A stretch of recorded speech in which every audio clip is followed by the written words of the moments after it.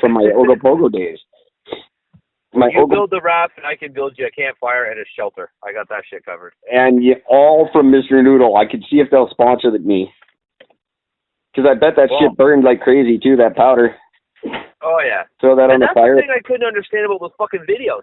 Like, the guy, every time when you're watching these videos of these guys using a Mr. Noodles package as a form of, like, concrete or porcelain, every single time they add the seasoning.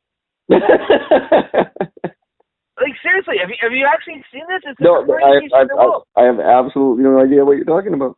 Okay, when I get back home, I'm going to send you the fucking link. It is the funniest shit in the world because they'll like, there's a kitchen sink, there's a chunk out of the kitchen sink, or bathroom sink, I should say, and he takes the dried package, and he basically just, like, cuts it out, stuffs it inside it, and then adds the seasoning to it, the dry seasoning to it, and then sands it.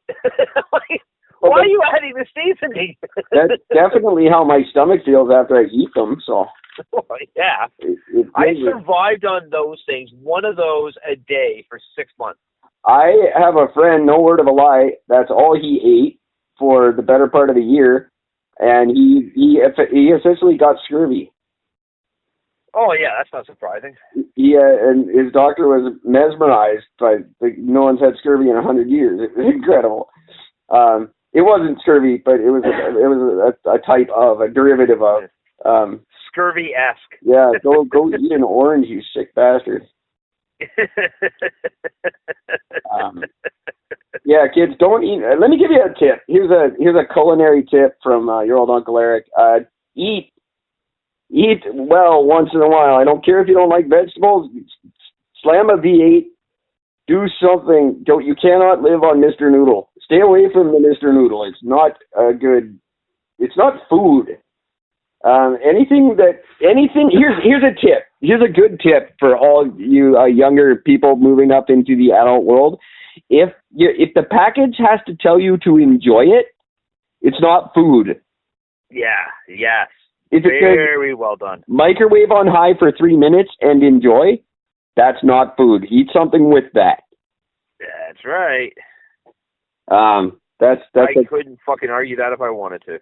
I love that. Like you'd forget what to do with it if it didn't say that. As soon as you pulled it out of the microwave, what do I do with this? Oh, enjoy. Oh, thank God it says that. I was gonna tap my sink with it. Yeah, exactly. That's the craziest shit about it, you know what I mean? Like, that guy's not crazy, he just didn't read the instructions. Crazy bastard, what the fuck? I would have done the same thing if I didn't read the package that reminded me to enjoy. Just add water. Just add water and enjoy. That should only be in sex. That should not apply to anything else. Just add water. Yeah. And wait 3 minutes. Fuck. I hate this society so much. there's a lot to hate, but it can be fixed. Eric and Gord 2019, the election's right around the corner. Vote Eric and Gord. We're going to fix these things for you. Or please, guys, because I'm starting to really lose faith, and I'm really hoping for something to go off just to end it all. I mean, that would just be. Well, anything would be better. I think if anything is going to go off, it's going to be just a giant race war over these goddamn pipelines. Because that's going out. That's right up again. Because the provinces, of course, everyone is opposing this federally imposed carbon tax. Yep, they should be. And it's raising the pipeline issue ever more into the spotlight yet again. And it's not going to be solved. It's certainly not going to be solved anytime before the election cycle is over in October. But basically everything we've been repeating for a year is just falling right into place. And a serious lack of engagement by Jagmeet, which I knew was going to happen, and he's just nowhere to be found, which is great for the Greens, but not so great for the rest of the world. The one thing I did notice that I wanted to bring up before the show that I talked to you about was they're doing a poll again, and marijuana. Everybody go back and listen to July 1st of 2018 when I called this almost word for word. Illegal pot dropping in price. Government pot going up in price. 59% of users surveyed. Now, granted, this is only a survey of about 600 people, so it's not like a giant cross-section of the population or anything, but 59% said they buy their weed illegally. Because government weed is either too expensive or it's too difficult to get. Or it's too fucking dry and you're getting ripped off. That's the biggest thing that's the biggest thing that I fucking hear about is that you're flat out just getting ripped off by buying it from the government because it comes in those stupid plastic containers. Your shit's fucking bone dry by the time you get it, and which means you're getting undercut. But the price gap across the country, they've estimated the average is $4.70 a gram. That's the difference in price.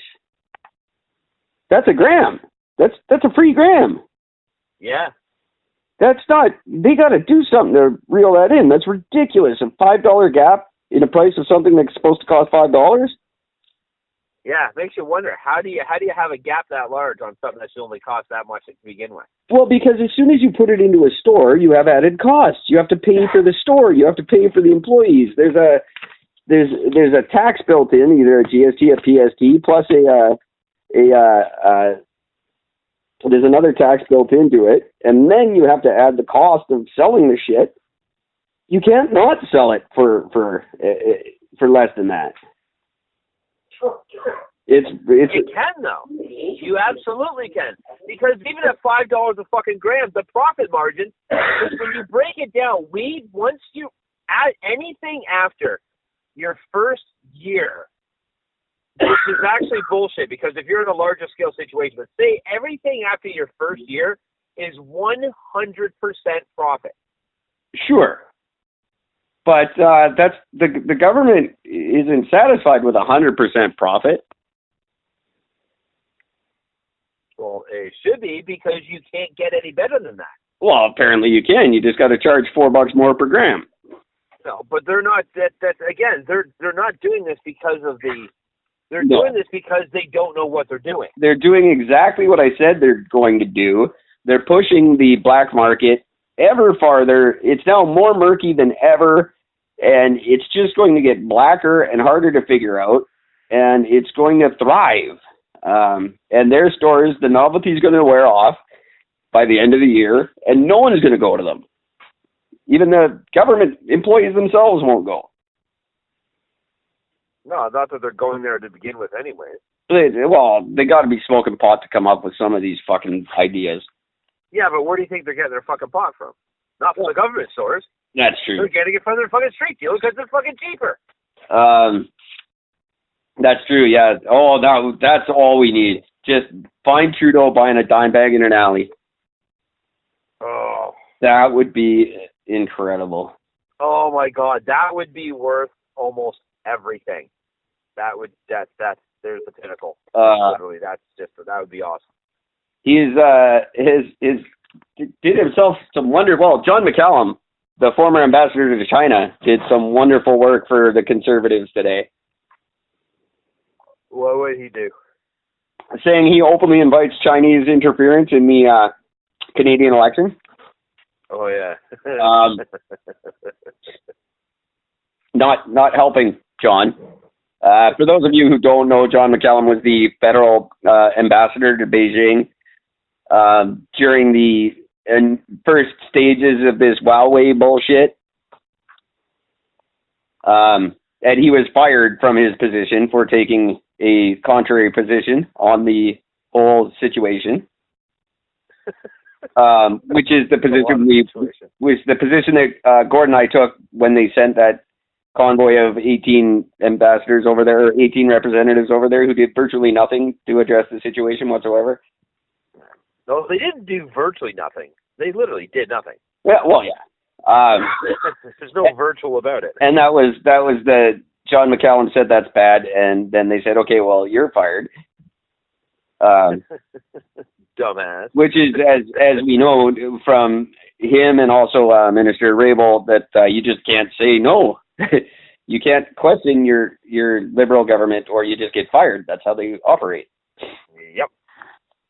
This is really stupid. Equality for all, my fucking ass. Oh, it's never been further from the truth, but what do you expect?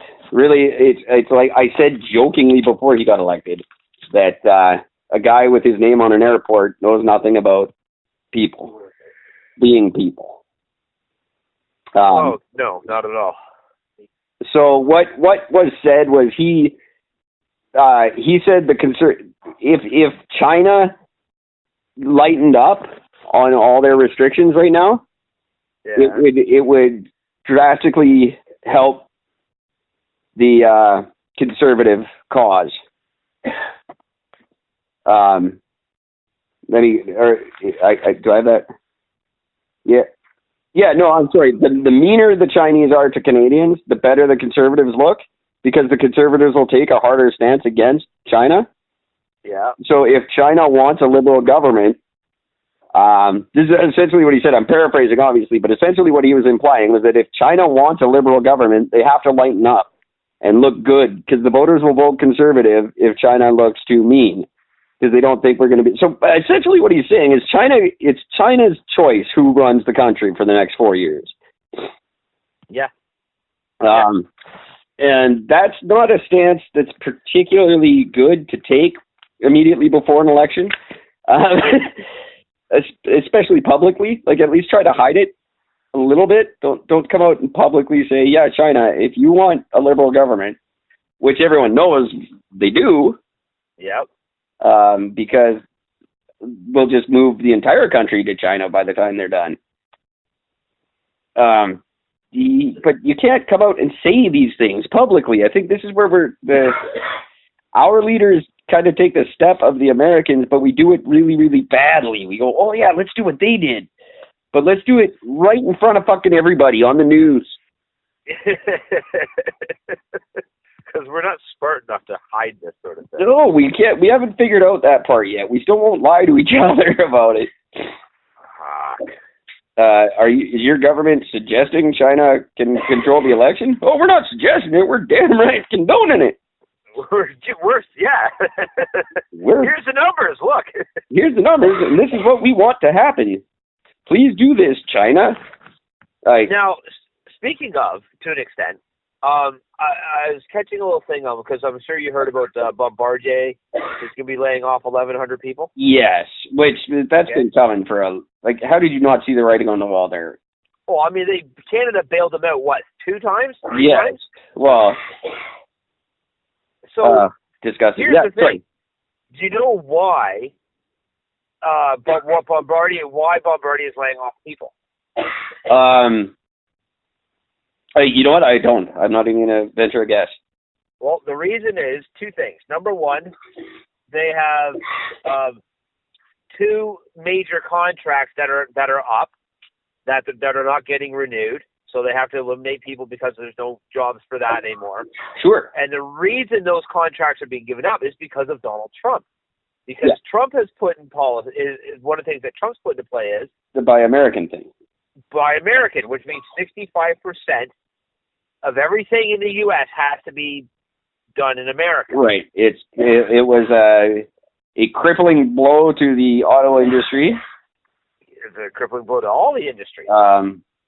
Metal, auto, steel, wood. Now it's all going to cripple it, which is incredible. When it came down to automobiles, it was actually Mexico who teamed up with Canada and said, fuck them. We'll build in Canada and Mexico. We'll sidestep the states altogether. Yeah. And it worked incredibly well. Now, unfortunately, Bombardier's just in that position where they're always right on the edge. They're always operating in they're either winning or they're shutting down. There's no middle ground with this company.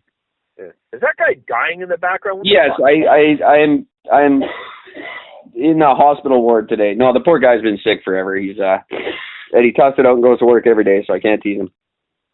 Oh, damn. But we can hold off for a minute and and talk. No, I don't mind. I just thought it'd be funny to bring it up and mention it because you just hear this dude fucking dying in the background. It